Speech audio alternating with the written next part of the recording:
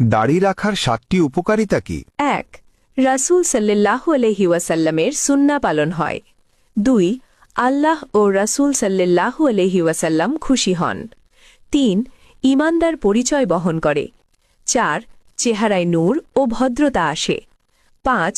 গুনাহ থেকে বাঁচার উপায় হতে পারে। 6. কবর ও আখিরাতে উপকার হতে পারে। 7.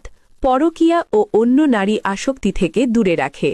শনি থেকে বৃহস্পতিবার যেই লোকটার ফজর থেকে আসা পর্যন্ত কোনো খবর থাকে না, শুক্রবার এলেই সে হয়ে যায় দুনিয়ার সবচেয়ে বড় পরহেজগার। পাঞ্জাবি গায়ে দিয়ে আতর মেখে জুম্মার দিন একদম প্রথম কাতারে বসেন, ভাবখানা এমন যেন আপনি আল্লাহর ভিআইপি মেহমান। ভাই, জুম্মার নামাজ অবশ্যই স্পেশাল, কিন্তু এটা 5 ওয়াক্ত নামাজের জরিমানা নয়। সারা সপ্তাহ আল্লাহর সাথে বেঈমানি করে শুধু শুক্রবার হাজিরা দিয়ে কি জান্নাত কেনা যায়? সপ্তাহে একদিনের মুসলিম হবেন না।